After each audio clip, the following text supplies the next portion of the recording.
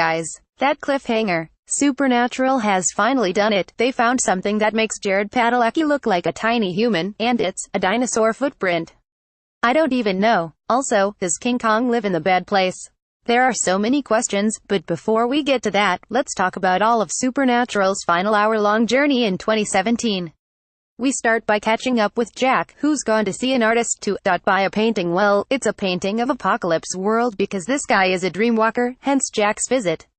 Jack pays Derek, the artist, to show him Apocalypse World, and by combining their powers, it seems to work, though it doesn't seem like a very pleasant experience for poor Derek. Speaking of poor Derek, he shows up dead, eyes burned out, later that day. And that's when Jody gets word of it and calls Sam and Dean. Back at the bunker, Dean is leaving Patience voicemail after voicemail asking for her psychic help with finding Jack. But she's still trying to convince her father that her biggest worry is the fact that she got a C on a test, so she continues to ignore him, for now.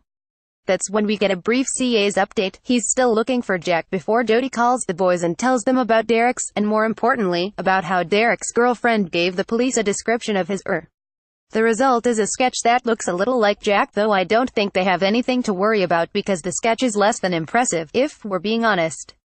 Finally getting a lead on Jack, the guys hit the road and head to North Dakota, where they check out Derek's studio and find his freakishly accurate paintings of Apocalypse World. That's when Derek's girlfriend tells them that Derek was a dreamwalker, which means one thing: Sam needs to do some research.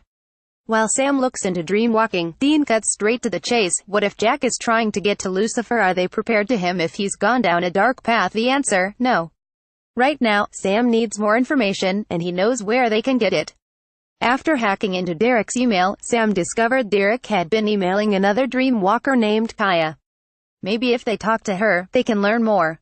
And cue the introduction of Kaya Yadira Guevara Prip, who's currently sitting in a support group discussion that she has to attend because of a recent overdose. But Kaya swears she's not an addict, she just took the pills because they're the only thing that keeps her awake and keeps me from the bad place. Of course, that doesn't mean what her group leader thinks it means, but thankfully for her, she's about 10 minutes from breaking out of the place. Let me explain. Jack shows up to the support group, tells her that he's a friend of Derek's and asks for her help.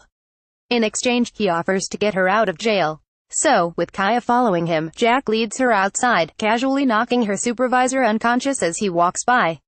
At this point, Sam and Dean pull up and give us a bit of background on Kaya. She never knew her father, and her mother died in an accident when she was 12. She then went to live with her aunt, who later died from cancer. Kaya was then on her own until her overdose and arrest. In other words, Kaya has had to get used to taking care of herself. So it's not surprising when she punches Jack and runs away. Jack wants to go after her, but Sam and Dean stop him. They ask him about Derek, but Jack says Derek was alive when he left him.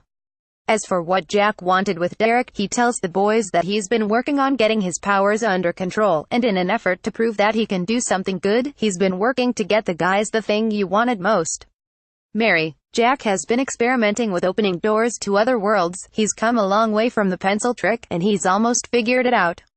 The only problem is that when he gets close to another world, he can't see what he's doing.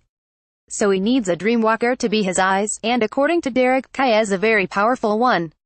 Furthermore, Jack's visit to Derek proved Jack's theory. He tells the guys that he could see Apocalypse World with Derek's help, and yes, he saw Mary. She's alive, but she's in danger.